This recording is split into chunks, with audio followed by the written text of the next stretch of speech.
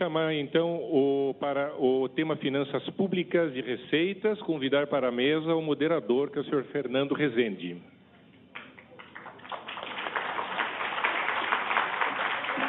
E convidar também os palestrantes dessa sessão para virem à mesa, senhor André Calab,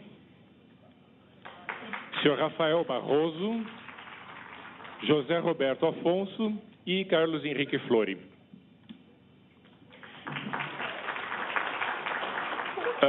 Com o material do credenciamento, os senhores receberam um kit que contém formulários para perguntas e respostas.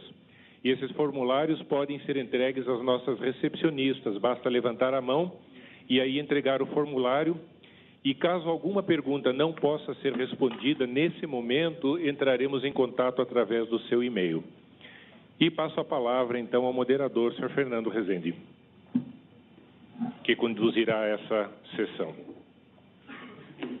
Obrigado. Bem, muito bom dia a todos. Nós acabamos de assistir ao final da sessão anterior o relato das conclusões da segunda jornada que reuniu os países latino-americanos para discutir esse tema tão importante das relações intergovernamentais, dando sequência a um processo que vários países da América Latina buscaram impulsionar, a partir da década de 80, de conduzir um processo de descentralização das relações, das diferentes unidades que compõem o Estado Nacional, sejam países federais, como o Brasil, o México, a Argentina, sejam países unitários, mas com forte experiência de descentralização, como a Colômbia, grande parte, a Bolívia, que avançou nessa direção, o Chile também, né?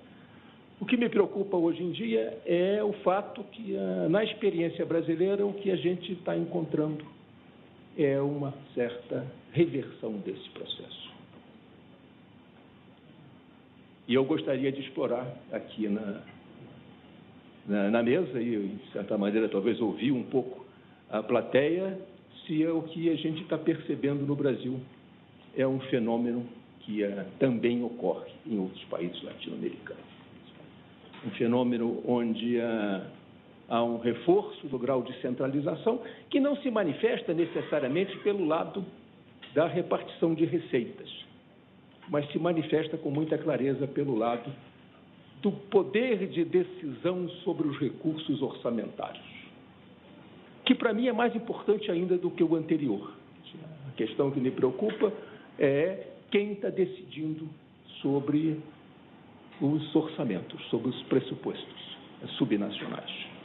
E como é que isso repercute na vida nacional, tanto do ponto de vista das relações fiscais, quanto do ponto de vista das relações políticas e da influência dos governos subnacionais na política nacional. Então, essa é uma questão que talvez a gente possa aproveitar a experiência de vários participantes aqui da mesa para tentar chamar a atenção para alguns desses aspectos.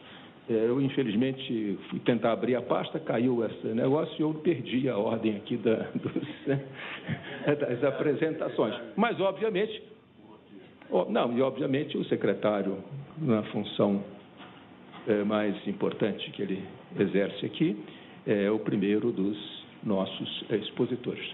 Então, secretário Calab, por favor. Obrigado, Fernando Rezende. Cumprimento a todos novamente. Bem-vindos. E eu tenho um tempo muito curto para falar do mundo, América Latina, Brasil, São Paulo, experiências recentes exitosas dos mecanismos de controle e de programação. É pouco tempo, mas vou passar rapidamente a apresentação e depois, se tivermos tempo, ampliamos um pouco mais. Evidentemente, o quadro geral é um quadro de transformações muito importantes nos eixos de competitividade mundial que passam... Agora estou em dúvida se falo em português ou em espanhol. Vou falar em espanhol.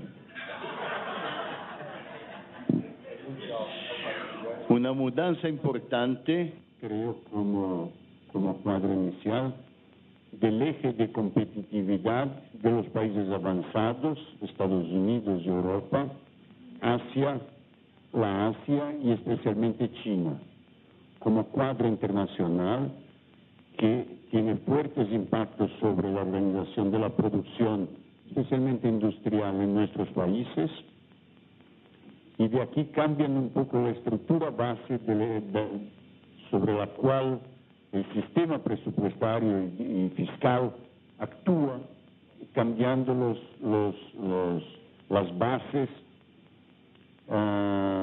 de tributación, de recaudación tributaria. Tem tradução simultânea? Então, tem tradução simultânea, eu vou voltar para o português. Bueno, tenemos traducción simultánea. Rapidamente. A América Latina cresceu mais do que o mundo desenvolvido e se endividou menos na última década. No primeiro quadro à esquerda, nós temos, por um lado, embaixo, o crescimento real do produto e, por outro lado, o endividamento. Nós vemos que a América Latina, que é essa bolinha azul mais embaixo, está um pouquinho mais à esquerda da América do Norte e da Europa, outra bolinha azul mais escura e o vermelho, ou seja, o crescimento do produto está um pouco abaixo e o endividamento também está abaixo. Por outro lado, isso no ano 2000. A diferença entre os dois é que a esquerda no ano 2000, a direita no ano 2013. Em 2013, por outro lado, nós vemos a América do Norte e a Europa, como um todo, com uma dívida muito mais elevada, cresceu, e, por outro lado, o crescimento da América Latina, da América do Sul, mais precisamente, que é a bolinha azul de baixo, um pouco mais à direita, então, mostrando um crescimento do PIB mais elevado. Evidentemente, o impacto do endividamento nos países centrais é muito resultado do ajuste monetário e financeiro à crise de 2008, 2009, que se percebe nos dados de 2013. A China se consolidou como uma liderança global, com uma forte presença na América Latina. À esquerda, nós vemos o crescimento real do PIB da China, que apesar de ter uma redução a 7,5%, 8% nos anos mais recentes, se manteve ao redor de 10% desde os anos 80, 90 e 2000, como está mostrado. Embaixo, nós temos o crescimento da América Latina em azul, do Brasil em vermelho. À direita, importante, indicadores da participação do comércio exterior da América do Sul. A linha verde mostra a redução da participação do comércio da América do Sul com os Estados Unidos, enquanto a linha vermelha mostra também nesse período, que está indicado desde 92 até 2009, o crescimento dessa linha vermelha, que é a participação do comércio dos países da América do Sul com a China. A China está pinçada um pouco mas é o principal país dessas transformações que estão sendo apontadas. A América Latina tem o retorno às commodities como principal componente, principal base das receitas de exportação. As linhas vermelhas mostram índices de valor de exportação de China e Índia. Mostram uma dinâmica muito mais rápida de crescimento de valor de exportação do que dos países da América do Sul, que são essas linhas cinza mais de baixo do lado esquerdo. Então, as exportações de América Latina não cresceram tanto quanto as exportações asiáticas e, no entanto, elas mudaram a sua composição, como se vê no quadro à direita. No caso do Brasil, que eram os dados que ontem estavam disponíveis, o que se mostra é, de 1962, que é o início do gráfico, até o pico de 1995, uma participação crescente de produtos industriais na composição das exportações. Cresce, a dinâmica de crescimento de exportações é de produtos industriais. E decai, proporcionalmente, na composição da exportação, a indústria, até o último ano que está no gráfico, 2012.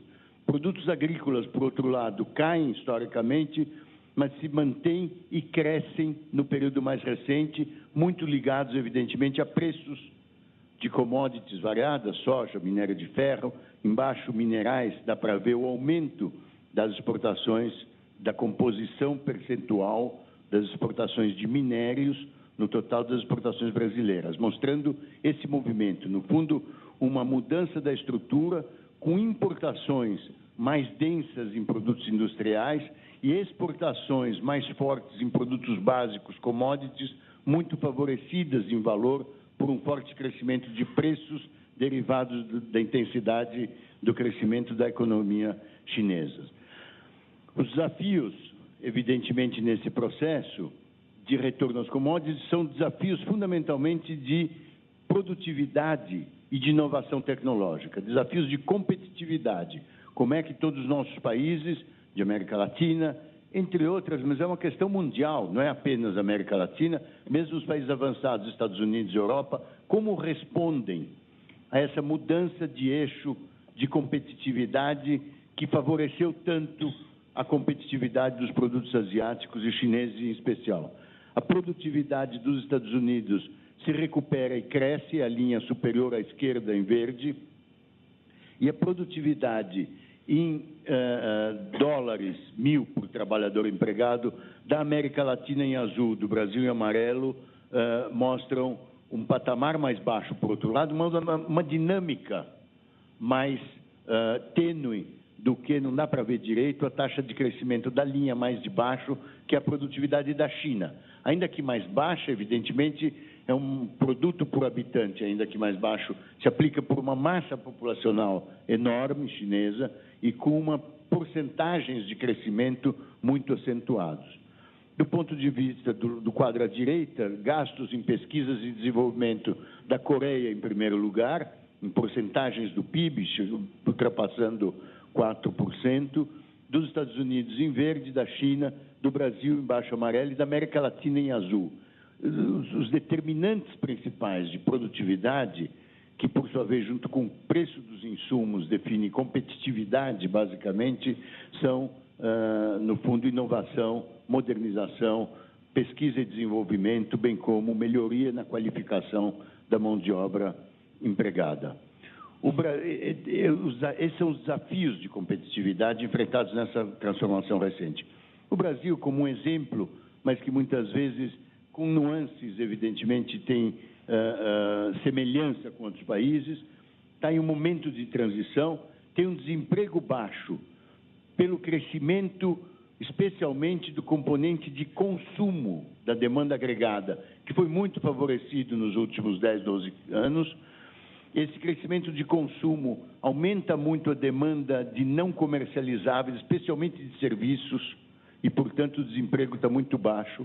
À direita, em que pese o fato, essa mancha escura é o déficit em transações correntes do balanço de pagamentos, que é o déficit da balança de produtos e serviços, que aumentou bruscamente para algo tipo 80 bilhões de dólares, enquanto era superavitário naqueles 3 anos que está acima da linha, em 2003, 4, 5, 6, 7.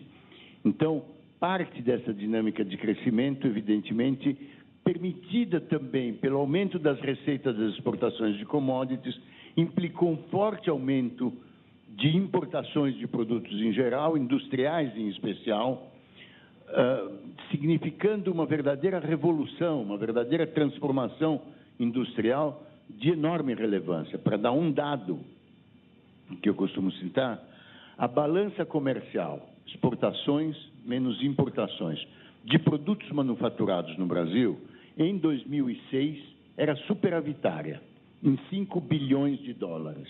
O Brasil exportava produtos industriais a mais do que importava, em 5 bilhões de dólares. 6, 7 anos depois, no ano passado, fechou deficitária em 110 bilhões de dólares. De mais 5 para menos 110 bilhões de dólares. O número dessa transformação de 100 bilhões de dólares é enorme. Quer dizer, para dar uma ideia, 100 bilhões de dólares é o valor de toda a privatização da década de 90. Esse saldo essa mancha escura, nos últimos anos, significou 80 bilhões de dólares de déficit ao ano. Então, uma transformação no bojo da indústria, no bojo do valor adicionado industrial, com fortes componentes de importação e implicações no nosso quadro econômico, fiscal e, portanto, das regulações e desafios à frente. Baixa vulnerabilidade relativa do Brasil do ponto de vista de grandes reservas internacionais, da ordem de 370 bilhões de dólares, fundamentalmente com uma dívida pública em dólares externa muito baixa, é basicamente uma dívida externa que temos privada, ou seja, uma empresa externa que investe aqui, esse capital é uma dívida, é computado como uma dívida externa que em algum momento pode eventualmente voltar. E esse gráfico da direita não dá para ver bem, queda recente na produção industrial, porque está o nível da produção industrial, mas dá para ver que essa curva não só estabilizou, como também teve uma queda do nível, portanto, em taxas de crescimento, significam quedas muito fortes, podemos ver melhor. O fato é que indicadores dessas transformações mundiais e suas implicações para nossos países e para as questões fiscais que veremos,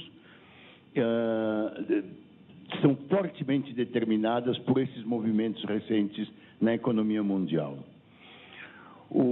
A credibilidade fiscal, muitas vezes, quer dizer, ao longo desse período, como o Fernando Rezende estava falando, e como trataremos seguramente ao longo das exposições, construiu consensos sobre a necessidade de uma política fiscal, de uma situação fiscal equilibrada e uma política monetária razoavelmente austera para efeitos de manutenção da estabilidade.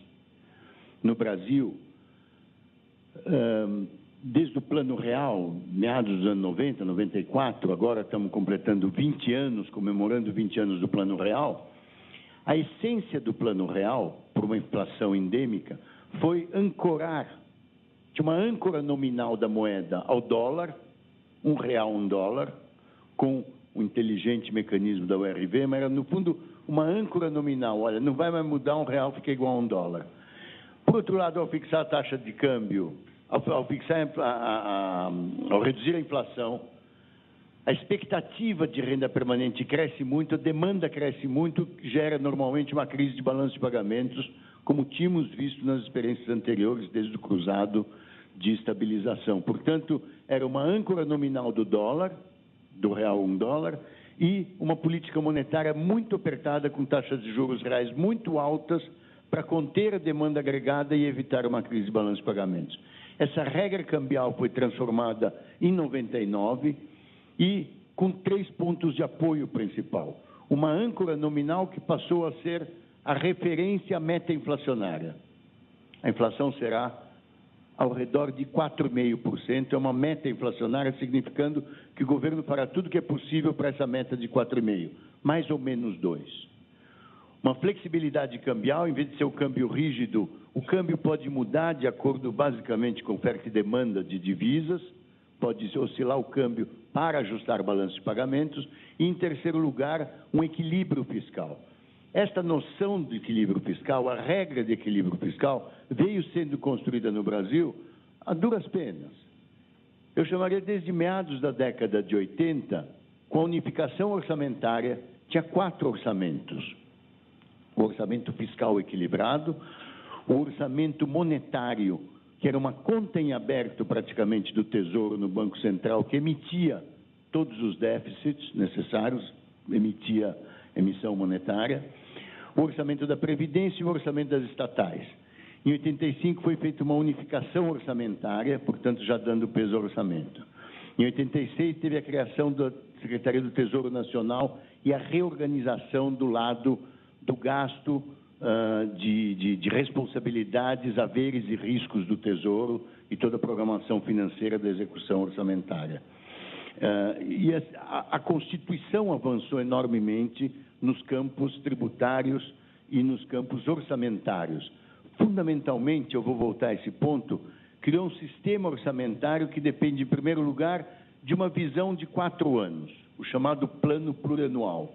Cada novo presidente ou cada novo governante, governador, tem que submeter ao Legislativo, no fim do primeiro ano de gestão, um plano relativo aos 4 anos sucessivos, aos 3 anos seguintes e finais da própria gestão e o primeiro ano da gestão sucessiva. Esse PPA, o Plano Plurianual, indica metas quantitativas, físicas e financeiras de 4 anos. Isso é o que o governo pretende fazer. É um programa de trabalho, é um plano que parte, evidentemente, da própria proposta de governo do candidato eleito, que foi eleito com uma certa plataforma, das demandas dos diversos ministérios, empresas estatais, no caso federal, das diversas secretarias e empresas que conhecem os seus programas e trazem as demandas para efeitos do plano. Então, dadas metas quantitativas e valores 4 anos. Daí se extrai como que um plano operativo anual, que é a Lei de Diretrizes Orçamentárias. Até abril de cada ano, os executivos, federal, estadual, municipal, têm que levar aos legislativos, à Assembleia ou ao Congresso, a Lei de Diretrizes Orçamentárias que especifica metas para ser cumpridas pelo orçamento que deve ser preparado. Então, um plano operativo de 1 ano em metas na LDO, que depois, até setembro, orientam a preparação do orçamento, que é levado ao Congresso, aprovado em dezembro e vale para o ano sucessivo. Então, PPA, LDO e orçamento constituem um quadro básico da organização e da passagem entre plano, programa de trabalho do governo, preparação orçamentária e orçamento, que é um pedaço do plano que depois tem, na sequência, programação da execução orçamentária, entre planejamento, fazenda, tipicamente, e programação financeira, junto com controle, avaliação e realimentação do processo de planejamento e orçamento. A Lei de Responsabilidade Fiscal é um passo importante nesse ordenamento de finanças públicas do Brasil, que determina vários limites de salário, de dívida, de crescimento da dívida, de serviço da dívida, que também é uma base dessa constituição de credibilidade fiscal. E o Programa de Ajuste Fiscal, que em 1997 foi assinado entre o governo federal e os estados, que representou uma rolagem da dívida dos estados por 30 anos, de 1997 até 2027, com condições de que o governo federal refinanciava todas as dívidas dos estados, que eram muito elevadas na época, mas que, sob regras muito estritas, especialmente da trajetória do endividamento em relação à receita dos estados, que tem um limite de 2 vezes, a dívida não pode ser superior a 2 vezes a receita corrente líquida dos estados, e tinha que ter uma trajetória de redução desta relação dívida sobre receita, assim como no plano nacional. Na verdade, a meta fundamental é pelo menos manter estável ou, idealmente, reduzir a relação dívida sobre PIB. Há uma discussão entre dívida bruta e líquida, mas que falemos da bruta. É estabilizar ou reduzir a relação da dívida em relação ao produto, de tal forma a mostrar que aquela economia nacional é sustentável do ponto de vista de seus programas, do seu endividamento e do pagamento do serviço da dívida. A inflação, a mudança retroativa da LDO, que foi feita no ano passado, é um problema. Quer dizer, na verdade, na LDO, que foi aprovada em abril de 2012, digamos, devida em abril de 2012, estabeleceu a meta de superávit primário para o setor público no Brasil de 150 bilhões de reais. O governo federal, em 2013, deveria fazer 100 bilhões de reais de superávit primário e os estados e municípios 50 bilhões de reais. O governo federal apoiou e estimulou investimentos dos estados com fortes financiamentos novos, endividamento adicional. E por meio desse endividamento,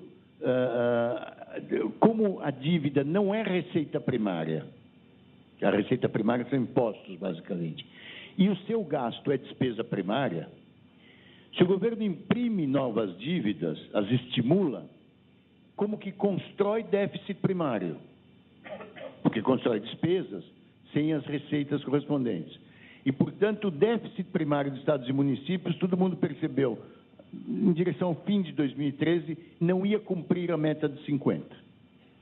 A LDO tinha estabelecido que, se os estados não cumprissem, se fizessem 40 bilhões, o federal tinha que fazer 110, para mostrar que o consolidado do setor público seria 150 bilhões de superávit primário, que é, todos sabemos, o excesso de receitas sobre despesas incorridas para pagar a dívida. Quer dizer, é a parte da receita que você não gastou com gasto corrente ou com investimento e que, portanto, você serve a dívida, você garante esse montante. Como os estados não iam fazer seu superávit primário, em outubro de 2013, desobrigaram o governo federal de suprir eventuais carências de superávit primário dos estados e municípios. E o fizeram modificando retroativamente a Lei de Diretriz Orçamentária de 2013. O que é muito grave, porque se você modifica retroativamente em outubro de 2013 a lei que em abril de 2012, em tese, comandou todo o processo orçamentário, evidentemente, qualquer coisa que hoje se diga na LDO, no orçamento para o ano que vem ou para este ano, perde um pouco de credibilidade. Por outro lado, a inflação. Então, tem uma questão fiscal aqui que está em discussão um pouco no Brasil. Por outro lado, a inflação acima da meta de 4,5%, que é essa linha pontilhada mais baixa, estamos mal acostumados ao redor de 6%. Nós vemos no limite superior, para preços livres, que é essa linha verde, acima do limite superior de 6%. O IPCA, que é o Índice de Preço ao Consumidor Médio, que é a linha preta, muito próximo do limite superior. Estamos mal acostumados. Com preços administrados, combustíveis, energia elétrica e telecomunicações, muito controlados e correndo muito abaixo, que é a linha laranja aqui embaixo, correndo muito abaixo. Portanto, nós estamos, no que se refere à meta inflacionária, comodamente, acomodados um pouco no 6%, num sistema com fortes controles de preços, especialmente em combustíveis e energia elétrica. Portanto, a inflação poderia ser mais alta, sem esses preços administrados. Nessa situação, você tem os fundamentos macroeconômicos da estabilização, que são, como eu dizia, a meta inflacionária, flexibilidade cambial, para um balanço de pagamentos com tal grau de déficit de transações correntes, da ordem de 3,7% do produto, já tivemos uma desvalorização cambial forte, mas aparentemente é insuficiente para criar um equilíbrio de balanço de pagamentos, e uma desvalorização adicional tira impacto muito forte sobre a inflação. Então, o problema na meta inflacionária, na questão da balança de pagamentos e na credibilidade fiscal. É uma situação que todo o quadro fiscal desses países, em geral, enfrentam, nós aqui estamos enfrentando, e, evidentemente, tem implicações fortes no que se refere à finanças dos Estados. Uma grande conclusão, óbvia, é que os Estados não são independentes da situação econômico-financeira e fiscal dos países, assim como os países não são independentes da situação financeira, fiscal, do crescimento da economia mundial. No que se refere ao Estado de São Paulo, baixando um pouquinho do Brasil para cá, essa prudência fiscal, digamos, é representada justamente pela redução na relação dívida sobre receitas correntes líquidas, que passa de 2,20 nos anos 2002, 2003, 2004, para 1,40 nos anos mais recentes. A velocidade de redução dessa relação da dívida com relação à receita, da relação dívida sobre receita, é o que abre espaços saudáveis para novos financiamentos.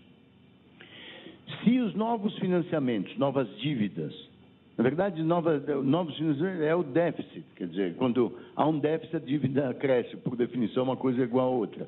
Então, se esses novos financiamentos não tiverem uma base fiscal muito sólida, eles apresentarão problemas logo à frente.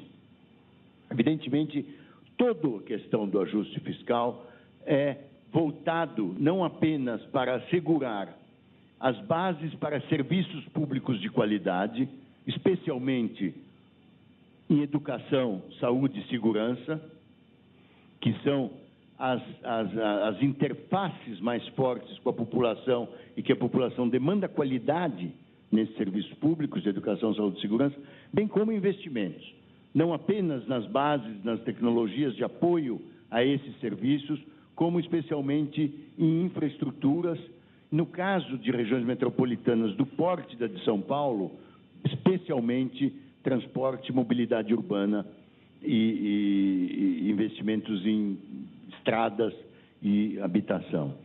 Esses patamares de investimento total do setor público, da economia do Estado de São Paulo, estamos agora navegando com investimentos da ordem de 20 bilhões de reais ao ano. Se incorporarmos as empresas estatais, algo tipo 24 bilhões de reais, poderíamos dizer que a economia do Estado de São Paulo passa de uma média histórica de investimentos da ordem de 2 bilhões de dólares ao ano para uma média de 10 bilhões de dólares ao ano.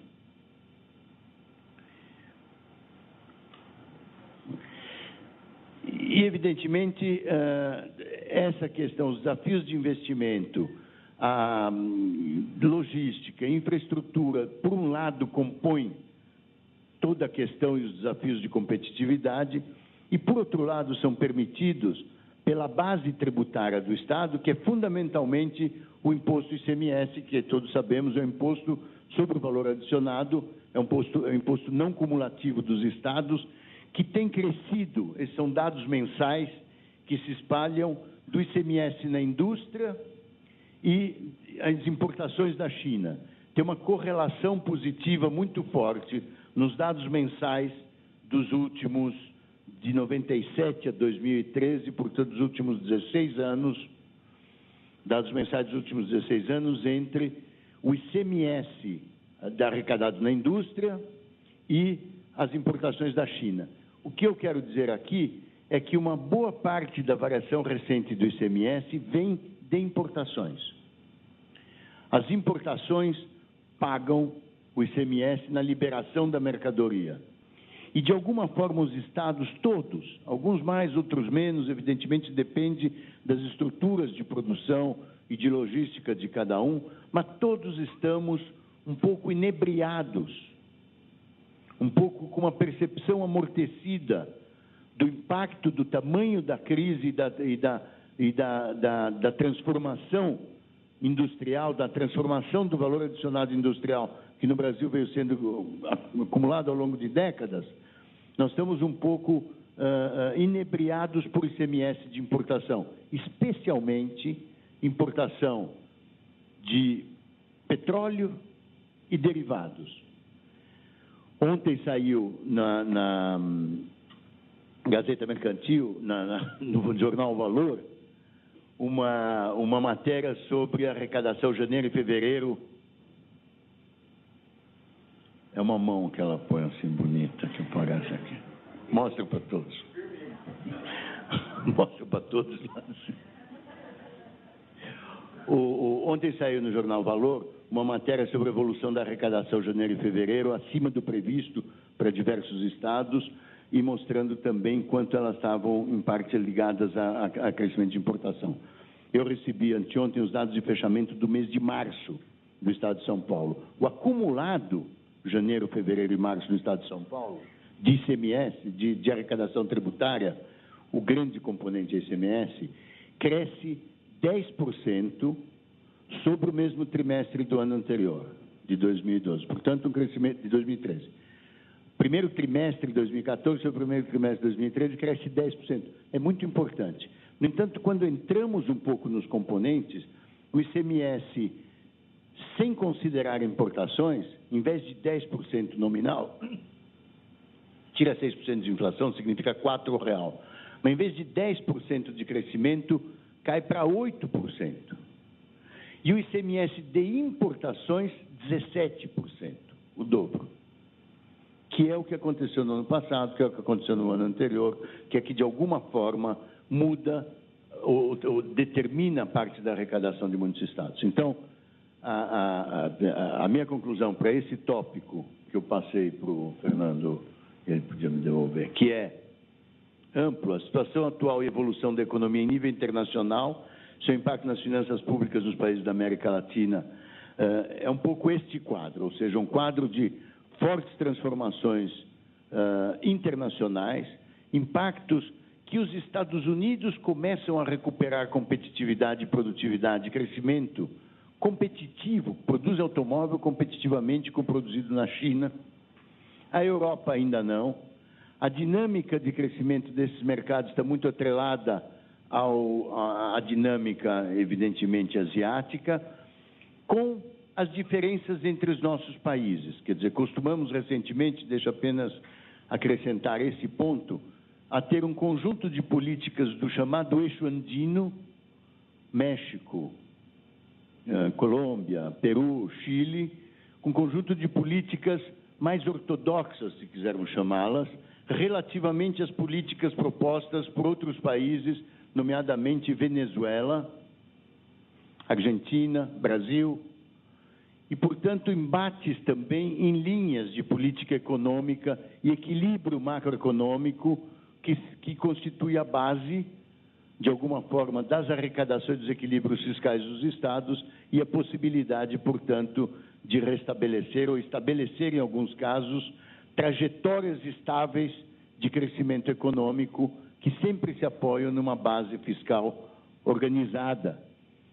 Aqui nós temos o grande papel, eu queria enfatizar e enaltecer, eu queria elogiar o papel desse encontro entre entidades de finanças, de orçamento e de organização financeira dos países da América Latina. Temos aqui as representações fortes, importantes de Argentina, México, Chile, Colômbia, IUP, CEPAL, BNDES, as organizações do México e da Argentina. A Célia é uma agente agitadora de todas essas relações e é muito difícil, normalmente, construir essas transversalidades, essas articulações aqui relevantes, porque, no fundo, a gente aprende um pouco mais vendo os outros e mostrando, eventualmente, alguma experiência exitosa que pode ajudar o conjunto na sua trajetória de desenvolvimento. Obrigado.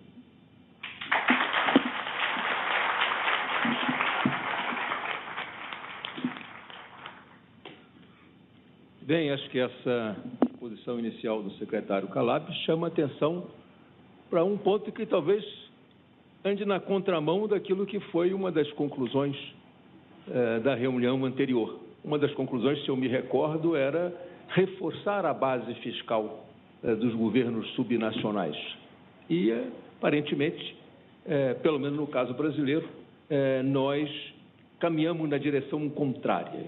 Há uma perda de participação da indústria no valor agregado brasileiro, que significa uma redução da base tributária, no caso dos estados brasileiros, e uma maior volatilidade das finanças estaduais em face da dependência da tributação de recursos naturais, que sofre oscilações do preço mundial. Mas nós vamos continuar explorando essas questões na sequência da mesa. É claro, os demais participantes talvez fiquem um pouco aqui com o seu tempo, vamos cortá-lo. Na sequência, o Rafael Barroso, do Banco Mundial, sobre o panorama econômico nacional e internacional e, obviamente, os seus reflexos nas finanças.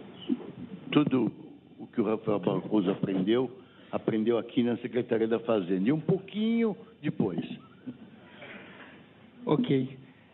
Em primeiro lugar, eu queria agradecer o convite da organização do seminário para a gente falar aqui nessa sessão. Eu queria também pedir desculpas, porque quem faria inicialmente essa apresentação é o nosso coordenador setorial e economista líder, mas infelizmente ele não pôde comparecer, então eu vim representá-lo. Essa apresentação é, portanto, um esforço conjunto da equipe de gestão macroeconômica e redução da pobreza do escritório do Banco no Brasil. O objetivo dessa apresentação é rapidamente mostrar os impactos da crise financeira mundial nas finanças subnacionais em alguns países federativos. Por favor, o controle obrigada. Então, num primeiro momento, o que eu queria mostrar nesse gráfico aqui é que realmente a crise mudou o patamar de crescimento do Brasil e da América Latina. A gente vê a diferença entre a tendência e o crescimento que veio depois, e mostrar que há uma pequena diferença entre o caso do Brasil e o caso da América Latina. No caso da América Latina, logo após a crise, os países desviam da sua tendência de crescimento que vinham anteriormente. O Brasil tem um pequeno desvio, volta para a sua tendência de crescimento, mas logo depois recua novamente em relação à tendência que ele vinha crescendo anteriormente. Passando para o gráfico seguinte, a gente está mostrando aqui o déficit nominal do setor público consolidado para o Brasil e para a América Latina. O importante a ressaltar aqui é que, tanto nos dois casos, Brasil e América Latina, o déficit nominal desses países subiu após a crise. Porém, no caso do Brasil, esse déficit ele subiu, mas ficou mais ou menos no mesmo nível da média dos anos anteriores. No caso da América Latina, não, houve uma deterioração fiscal clara. O déficit nominal desses países subiu acima do que vinha apresentando, de forma que a gente vê que, após a crise, há uma inversão.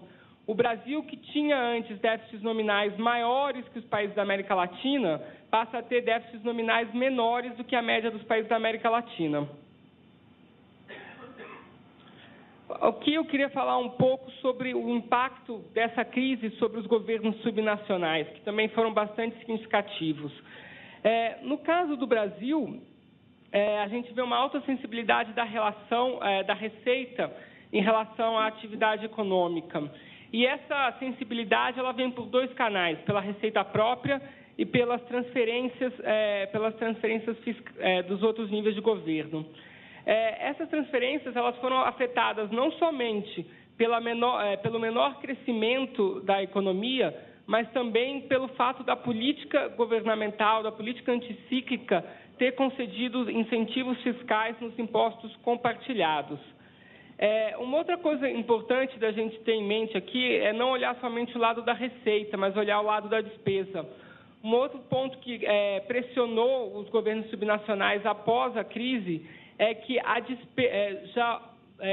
da crise, os governos subnacionais haviam assumido compromissos de despesas, tendo em vista que estavam com um crescimento de receita mais alto, e logo após a crise, esses compromissos tiveram que ser mantidos, mesmo num ambiente de crescimento de receita mais baixo. Então, todos esses fatores conjuntos levaram a um menor espaço fiscal nos anos que seguiram a crise dos governos subnacionais no Brasil. Agora, eu queria só fazer o contraponto em relação aos Estados Unidos.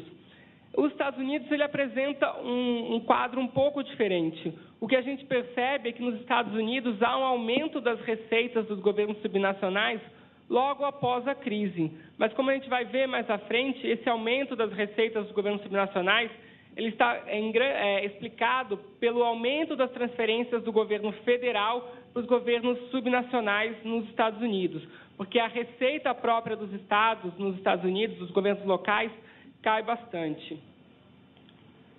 Nesse slide seguinte, eu queria falar rapidamente sobre os fundos de participação. Eu estou chamando de fundos de participação aqui aqueles mecanismos de transferências com fins de equalização e que são não condicionais. O Estado, o governo subnacional, recebe aquele recurso independentemente de qualquer outro critério ou qualquer outra regra que existe no país. Então, os fundos de participação eles foram afetados em diferentes graus pela crise, dependendo de cada país. Em alguns países, os recursos compartilhados e as formas de distribuição determinam quanto dessa volatilidade passa para os governos subnacionais.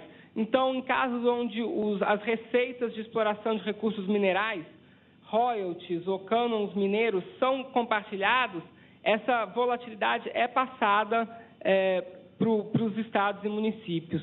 No caso do Brasil, a gente tem a questão específica foi o uso de incentivos fiscais nos recursos que são compartilhados e que aí se traduziram em menor receita de transferências para os estados e municípios.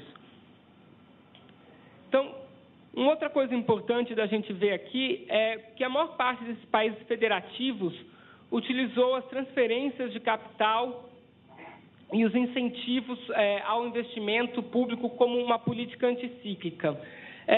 O banco, a gente já analisou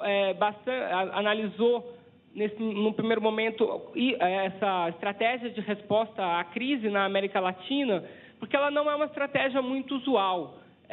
O caminho usual para a estabilização após uma crise é sempre passando por política monetária, depois os estabilizadores automáticos da política fiscal. Em terceiro lugar, serviria como uma política fiscal discricionária, onde aí você entra com aumento de gastos de capital e gastos correntes. Então, a gente vai falar mais à frente, mas essas transferências de capital, elas foram usadas como uma política contracíclica, mas nem sempre elas são muito eficazes. Tem algumas condições para o uso delas e algumas condições para a maior eficiência delas ou não. Agora, passando para a parte dos dados, aqui no primeiro momento eu estou mostrando o crescimento do PIB para 5 países federativos. Então, a gente tem o Brasil e o México aqui na América Latina, e depois Estados Unidos, Rússia e Austrália. A gente percebe que o Brasil é o segundo país menos afetado pela crise em termos de crescimento do PIB, a Austrália é o país menos afetado e a Rússia é o país mais afetado. Isso em decorrência da maior dependência da economia da Rússia em relação às commodities e os produtos minerais. Agora, olhando a receita tributária dos governos subnacionais. E aqui, infelizmente, eu estou mostrando só 4 países, não estou colocando o México. Aqui a gente tem Austrália, Brasil, Estados Unidos e Rússia. O que a gente fez aqui, a gente está falando em termos reais, e eu transformei tudo em índice para botar em 2007, que é o ano logo antes da crise, como base 100, e dali a variação. Então, o que a gente vê é que, no Brasil, apesar de uma queda no ritmo de crescimento da receita, a receita tributária dos governos subnacionais no Brasil é hoje bem superior àquela que a gente tinha em 2007, ou seja, a receita dos governos subnacionais, receita tributária, ela cresceu, ainda que não no mesmo ritmo que ele vinha crescendo anteriormente. No outro extremo, como eu já comentei, a gente vê que a receita tributária dos Estados Unidos, que é essa linha vermelha, ela ainda não recuperou o nível que ela estava antes da crise. Isso é explicado porque, nos Estados Unidos, as bases tributárias mais exploradas pelos governos subnacionais são os impostos sobre propriedade e os impostos sobre as vendas. Então, isso explica essa queda nos Estados Unidos. Sendo que Austrália e Rússia são casos intermediários, onde a receita tributária já se recuperou, porém, está acima do nível de 2007, porém não apresenta um crescimento tão grande quanto o Brasil. Agora, passando para o caso específico do Brasil, eu acho que tem 2 coisas interessantes para a gente mostrar nesse gráfico. Primeiro, é o poder ou a eficiência dessa resposta contracíclica utilizando as transferências de capital. O que a gente tem que deixar bem claro é que muitas vezes a gente vê essa resposta de aumentar as transferências de capital ou incentivo ao investimento público, mas a gente tem que ter em mente as proporções. Então, a gente vai ver que as transferências de capital, elas flutuam em algo aí em torno de 2 a 3 bilhões de reais por ano, tanto que é a barrinha verde que está no gráfico no outro eixo. Ao passo que as receitas próprias e as transferências correntes têm uma magnitude muito maior. Ou seja, por mais que um governo busque ampliar as transferências de capital ou incentivos ao investimento público, essa resposta anticíclica ela tem uma limitação pela sua própria magnitude. Uma outra coisa interessante a notar no caso do Brasil é que transferências e receitas tributárias dos governos nacionais tiveram um comportamento muito similar após a crise, mas elas passam a divergir a partir de 2011 e 2012. E isso não tem nada a ver com a crise, mas sim é fruto de escolhas de políticas governamentais a partir daquele momento. Passando agora aqui para o caso da Austrália, a gente vai ver que uma coisa interessante, a Austrália, o governo central da Austrália, ele aumenta substancialmente as suas transferências a partir da crise. Tinha uma vantagem, se a gente olhar, que antes da crise as transferências estavam no seu ponto mais baixo dos últimos 5, 6 anos. Então, eles tinham muita margem para aumentar as transferências, mas uma coisa que é interessante, e a gente vai ver mais claramente nos outros casos, é que a partir de 2010, quando passa o principal impacto da crise, a Austrália retira essa política contracíclica, ou seja, ela realmente faz uma política de acordo com o ciclo, ou seja, à medida que a economia volta a se recuperar, eles retraem o volume de transferências. E é o mesmo caso aqui dos Estados Unidos. Nos Estados Unidos, entre o vale antes da crise e o depois da crise, as transferências para o governo subnacionais aumentam em mais de 1 ponto percentual do PIB. Mas logo após, quando a economia começa a se recuperar em 2010, a gente já vê uma retração, uma reversão dessa política anticíclica. Agora, mostrando aqui o caso da Rússia, é um caso muito parecido com os Estados Unidos, um caso muito parecido com a Austrália também. Vinha num valor, um patamar baixo antes da crise, logo após a crise as transferências sobem. Uma vez passado o pior momento da crise, as transferências regridem ao patamar que estavam anteriormente. Por último, vamos mostrar o caso do México. Aqui no México eu preciso fazer uma pequena explicação. Eu estou mostrando embaixo o gráfico azul mais escuro, são as chamadas participações federales, e no gráfico e na linha azul mais clara são as aportações federales. Grosso modo, as participações são os fundos de equalização não vinculadas, são as receitas, são as transferências não vinculadas com objetivo de equalização. Seria uma coisa parecida com o nosso fundo de participação. Também é similar no sentido de que é sempre um percentual de alguns impostos determinados. As aportações são as transferências condicionadas. Elas não têm vinculação de impostos e pressupõem alguma forma de pactuação entre o nível central e os governos subnacionais. Então, o que a gente vê aqui no caso do México é, primeiro, que as aportações, que são essas condicionadas, elas têm uma magnitude muito maior, então uma importância maior para os governos subnacionais, e ela meio que compensa a queda, ou tem um crescimento maior para compensar a queda nas participações federais. Então, no caso do México, ele também aumentou as transferências para os estados para compensar a queda nos mecanismos de compartilhamento de receitas. Então, agora, caminhando para a conclusão, eu queria tirar 3 lições dessa rápida análise que a gente fez do impacto da crise nas finanças subnacionais em alguns países federativos. A questão central, da onde derivam as principais lições da crise, é como lidar com a volatilidade de receitas e despesas, como lidar com essa volatilidade econômica que se traduz numa volatilidade de receitas e despesas.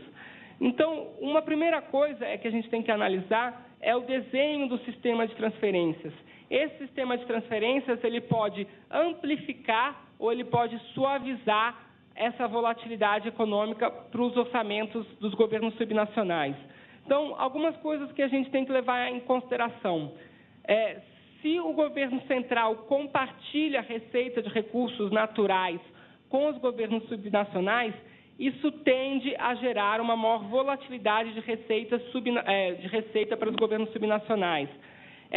Essas receitas, os recursos naturais, eles têm seus preços fixados em bolsas internacionais, são commodities e tem uma variação muito grande. Essa variação de preço se traduz em receita desses impostos.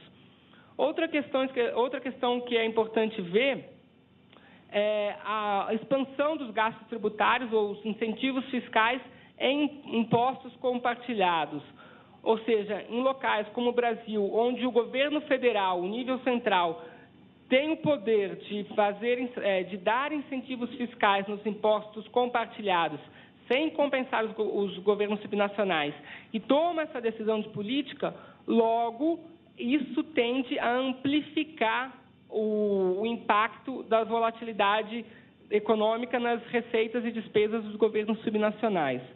Uma outra lição importante aqui é avaliar os mecanismos disponíveis para a suavização dessa volatilidade econômica.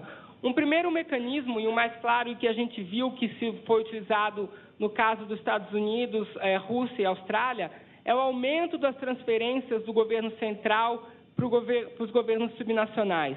Porém, a gente tem que levar em conta que, se as receitas dos governos subnacionais estão em quedas, as do governo central também estão em queda. Então, diminui o espaço para os governos central oferecer esse colchão para os governos subnacionais.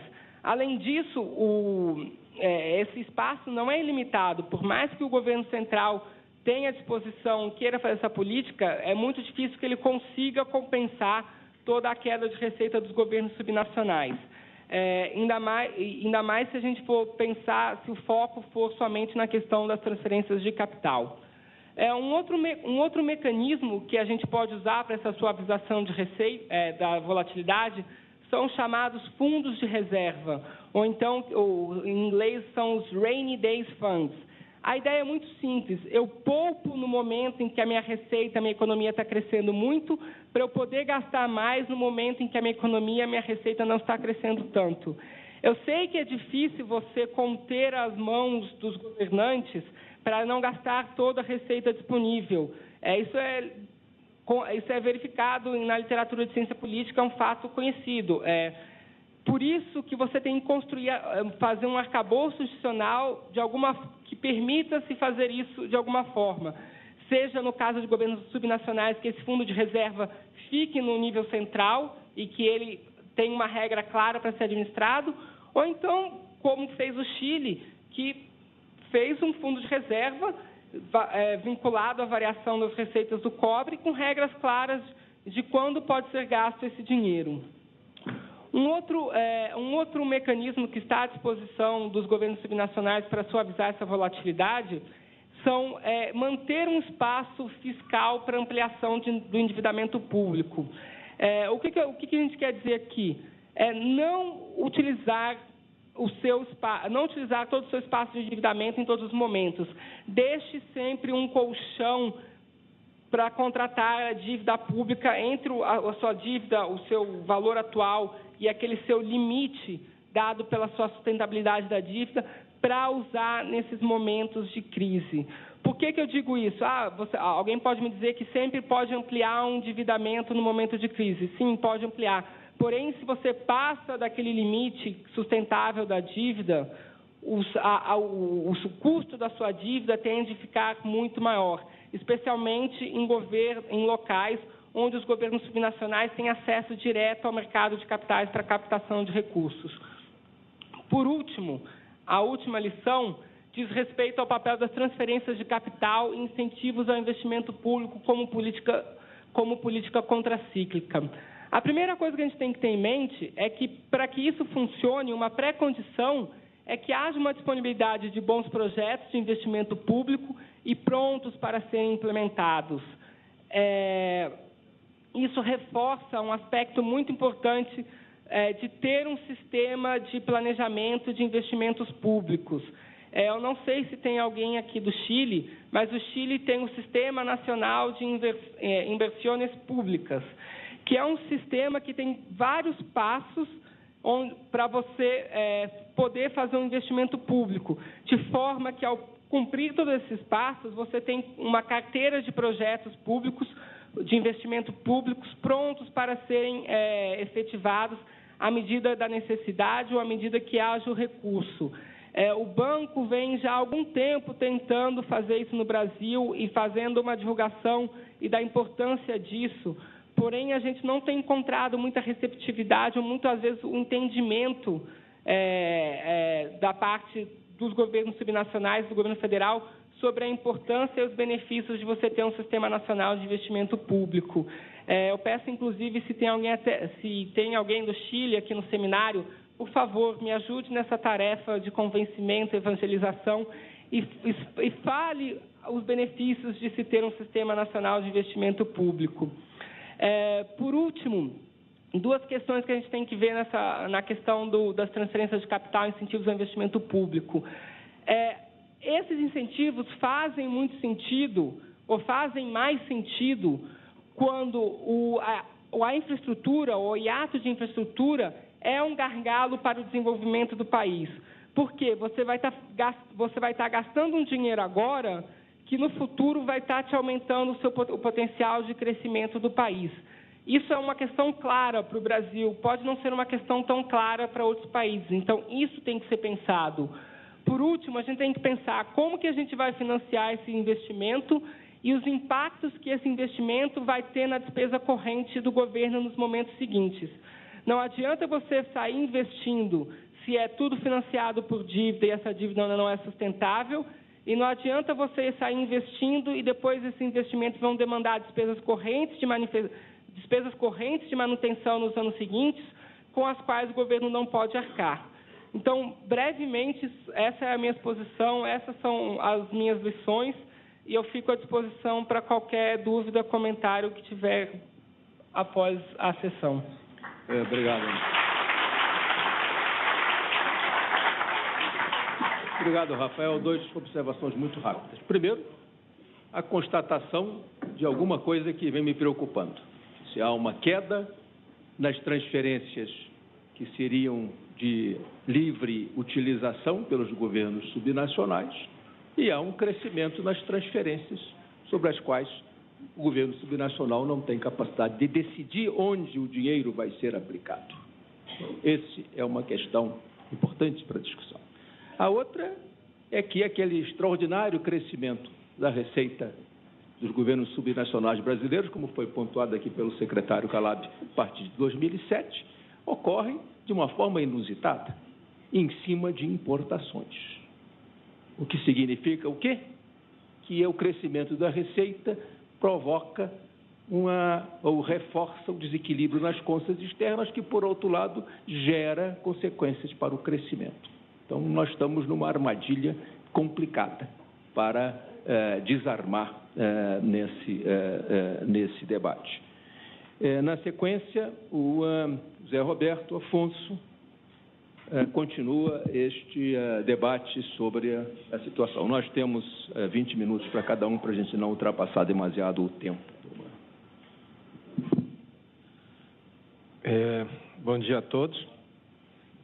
Dessa vez, embora esteja aqui na casa do Calab, eu queria agradecer a Célia e aos amigos do Confaz pela oportunidade de participar desse encontro, especialmente do GFIM, com quem, seja no Senado, seja na Fundação Getúlio Vargas, a gente já vem desenvolvendo uma série de atividades.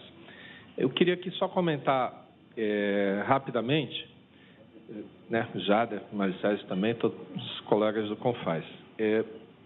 Na mesa anterior, alguém lembrou aqui os 50 anos da Lei 4.320, que regula o orçamento, comemorado há pouco tempo atrás. E a gente esteve estudando a origem dessa lei e, na verdade, não é 50, são 65 anos.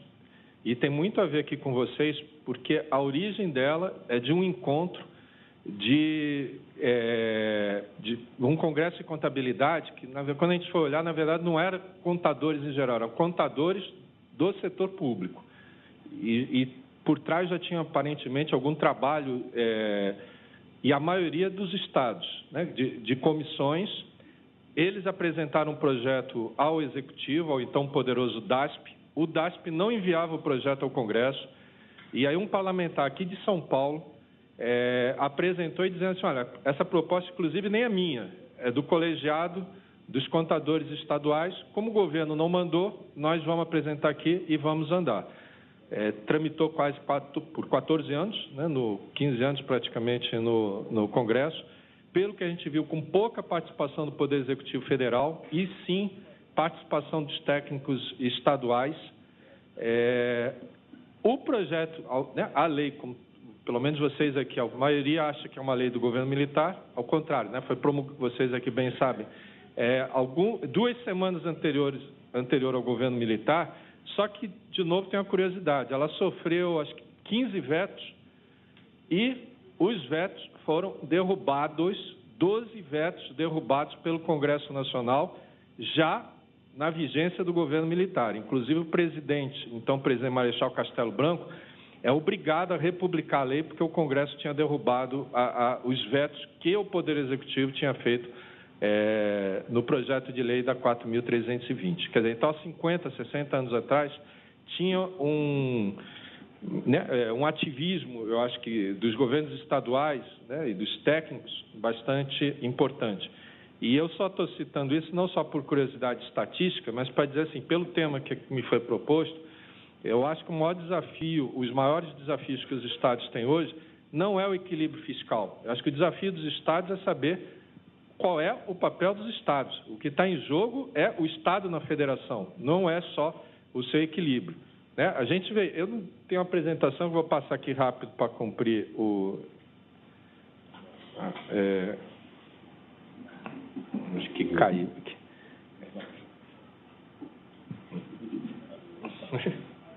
Não, mas eu apertei igual... Não, mas não está indo, não.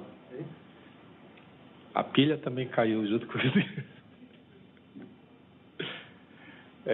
Vou passar muito rápido, até porque vocês distribuem, e, obviamente, aqui o nosso objetivo é assim, mas, do ponto de vista político, uma pesquisa recente feita aqui pela universidade, né, colegas Marta Rett, o Rogério Chega, revela um pouco essa realidade. Quando eles perguntaram assim, para a população, quem decide mais nesse país, deu o presidente da República disparado, mas os prefeitos são vistos como decidindo mais do que os governadores.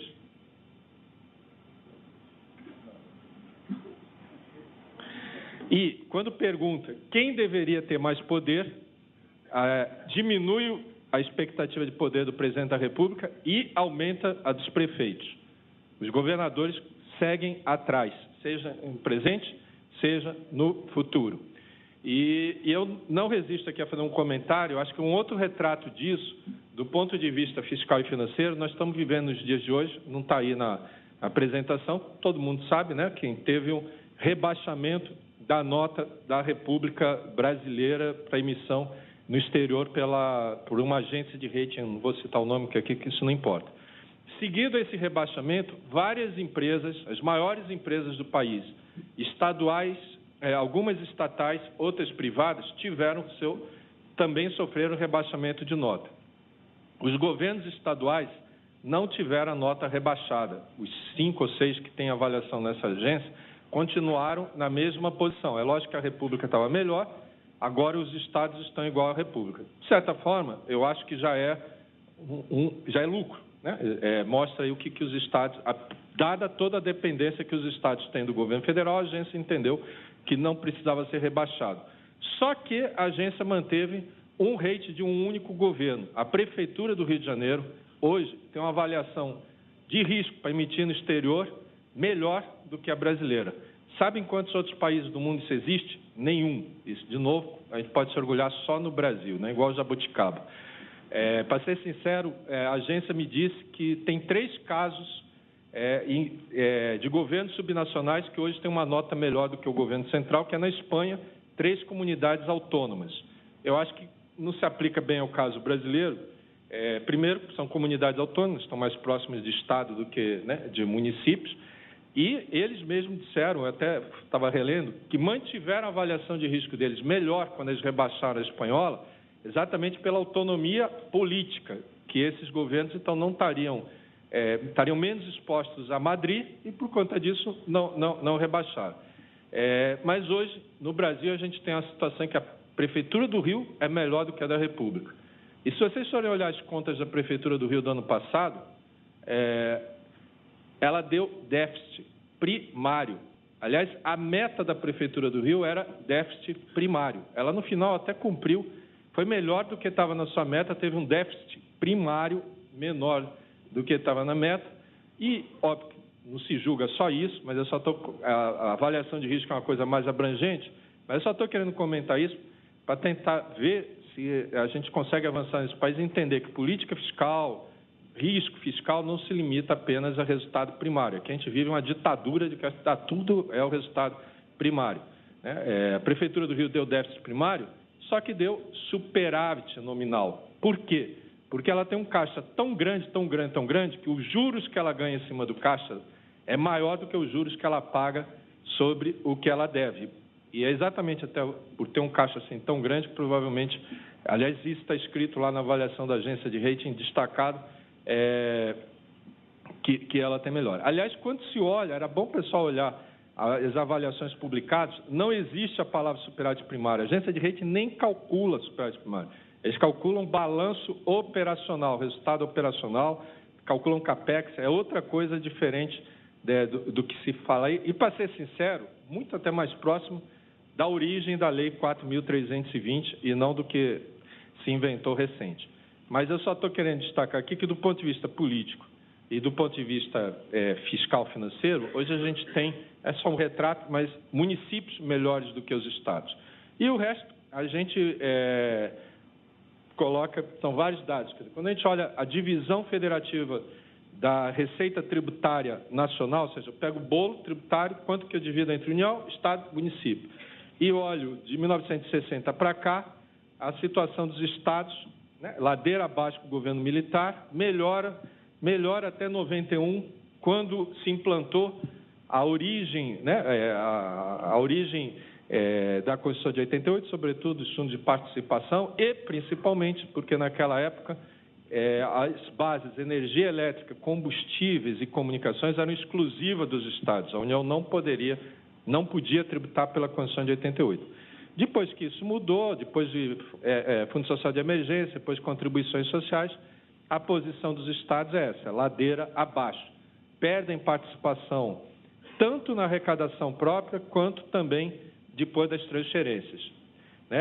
Nas transferências, estruturalmente, é bom lembrar que, em particular, os estados perderam com duas decisões. Uma na Constituição de 88, que, ao contrário, o brasileiro não tem memória, né? Ia se criar um IVA, ia se extinguir o ISS no início da Constituinte, e, por conta disso, se elevou a cota-parte estadual do ICMS de 20% para 25%. No meio da Constituinte, se decidiu manter o ISS e também se decidiu manter a cota-parte 25%. Não caiu para 20%. Na verdade, se olhar, na minha opinião, onde que os estados mais perdem é nessa decisão. E depois, passado um tempo, no Fundef, quando a gente olha coletivamente o país, os estados perderam uma massa muito importante de recursos para os municípios, porque a rede municipal é maior do que a rede estadual. Somado a isso, as transferências condicionais vão caindo cada vez mais, é o filme aí que vocês já conhecem bem, e o ICMS não sai do lugar. Os municípios, há 50 anos atrás, os municípios, o orçamento municipal nesse país não dava 1/5 do orçamento dos estados, e hoje o orçamento dos municípios já é 3/4 do orçamento dos estados brasileiros. O ICMS é responsável muito pela essa queda. Esse gráfico aqui só está ilustrando o que aqui já foi comentado. Nós temos um imposto montado em cima de mercadoria numa economia que é cada vez mais sobre serviço. A arrecadação hoje do ICMS, com combustíveis, energia elétrica e comunicações na sua base, gerando quase 40% dessa arrecadação, o ICMS arrecada hoje, em proporção do PIB, quase tanto quanto arrecadava quando foi criado em 1965. Quando foi criado, era 35% da carga tributária nacional e hoje é 20%. Talvez tenha melhorado um pouquinho, como Calab aqui bem colocou, é um imposto que hoje vive de importação. É o imposto mais antinacional que eu já vi. Você tem que comemorar que um contribuinte seu traga algo do exterior, porque se ele trouxer aquele mesmo produto do estado vizinho, como ali tem guerra fiscal, tudo aqui tem guerra fiscal, quando ele traz do exterior, os estados como um todo ganham arrecadação. Aliás, eu tenho certeza, não fosse substituição tributária e não fosse importação, o ICMS ia estar numa posição mais baixa. A renúncia de ICMS é tão alta, como a gente vê nos próprios dados da LDO, que supera, na maior parte dos casos, o que os estados conseguem investir. Quando olha, picota a arrecadação tributária no país por tributos indiretos, o ISS, nos últimos 10 anos, cresceu mais do que o ICMS, o ISS, na margem. transferência voluntária é a solução, no caso dos estados, é problema. Primeiro que as transferências voluntárias no Brasil são pequenas, decrescentes, né? E cada vez mais vão para os municípios, cada vez menos vão para os estados, né? Há 10 anos atrás, os estados recebiam 2/3 das transferências voluntárias federais. Hoje, acontece ao contrário. O estado não recebe nem 20%, os municípios recebem 2 vezes mais do que os estados. Só que, o que os estados, no todo no Brasil, receberam transferência voluntária no ano passado do governo federal, não cobre a arrecadação de imposto sobre herança e doação. Quer dizer, esse imposto aqui ninguém cobra. Os estados arrecadam mais imposto de herança e doação do que recebem transferência voluntária do governo federal. E os municípios arrecadam hoje mais ITBI do que transferência voluntária federal. Então, se fala muito orçamento impositivo, emenda parlamentar e coisa e tal, mas, no fundo, macroeconomicamente, quando a gente vai olhar, é lógico que individualmente, né, alguns governos estaduais ou municipais, aí muito recebem. E o que os estados, eu estou caminhando aqui para fechar, e o que os estados, e quantos municípios passaram a receber cada vez mais transferência voluntária, os estados nem isso ganharam. Aliás, é bem pitoresco, como o Rafael aqui mostrou, no caso dos outros países que fizeram política anticíclica, com o governo federal liderando, ele repassou transferência para aumentar investimento. Aqui, o governo federal deu crédito para os estados e não aumentou investimento. Aliás, é muito diferente investir e aumentar o investimento. E acho que o pessoal não se tocou aí um pouco da diferença. A gente está trabalhando esses dados recentes, que está aí no site dos estados, mas de 2010 a 2013, a receita de operações de crédito no país real dos estados subiu 183%. E os investimentos dos estados subiram 4%. Para onde é que foi esse dinheiro? Despesa corrente subiu 33%, pessoal e encargos subiu 62%. Na verdade, é um paradoxo, na minha opinião pessoal. Como os estados estavam ajustados e vinham investindo com recurso próprio, foram se endividar e pegaram o recurso próprio que colocava para aquele investimento e deslocaram para cobrir gasto corrente. Só que uma hora o empréstimo vai acabar e a despesa corrente vai continuar. É um pecado, para ser sincero, fizeram igual o que as empresas privadas também fizeram. Foram lá, todo mundo tomou dinheiro no BNDES, cada vez o BNDES empresta mais, cada vez a taxa nacional de investimento é menor, pública e privada, porque você só está trocando a fonte de recurso e não se conseguiu incentivar o aumento do investimento.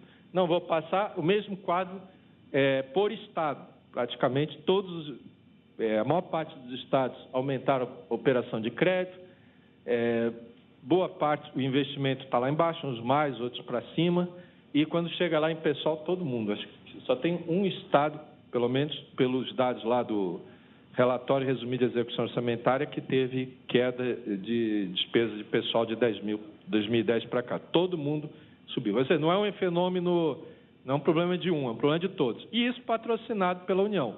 Esse gráfico aqui mostra as garantias que o Tesouro deu para os empréstimos estaduais e municipais, só confirma aqui o que a gente falou. Em 2010, o total de garantias do Tesouro para estados e municípios dava 0,5% do PIB.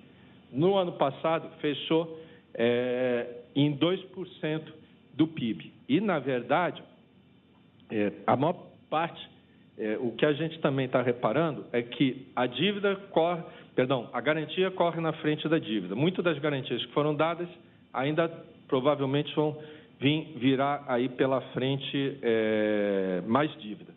A minha conclusão, e eu até queria pular aqui esse slide para dizer assim, voltar ao início da nossa conversa. Eu acho que o desafio maior dos estados não é equilíbrio fiscal. O desafio dos estados é saber qual é o papel dos seus estados na federação.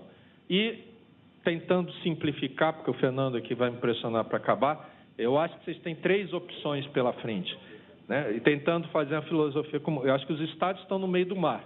A primeira opção é o abraço dos afogados. Deixa tudo como está e fica um guerreando com o outro. Cada vez a gente tem mais guerra fiscal, cada vez tem mais glosa de crédito, cada vez mais vai se endividar e vai tentando levar, mas no fundo, vai caindo, né? Numa economia que vai ser cada vez mais de serviço, a sua base vai cada vez mais para baixo, né? A base dos fundos, aliás, O problema não é só no ICMS, é também no IPI. A arrecadação de PIS e PASEP nesse país hoje é maior do que a do IPI. Então, você está perdendo base na arrecadação, você está perdendo base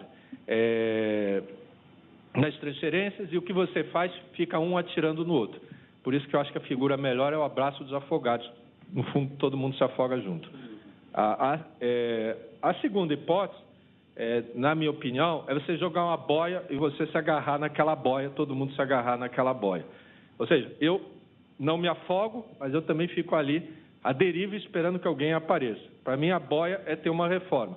Reforma, talvez, do ICMS. Reforma no Congresso, né, não anda porque o Congresso é pautado pelo Executivo e o Executivo, nesse país, não quer nada. Aliás, o que ele quer propor a reforma é dizer que não anda porque os Estados não deixam andar.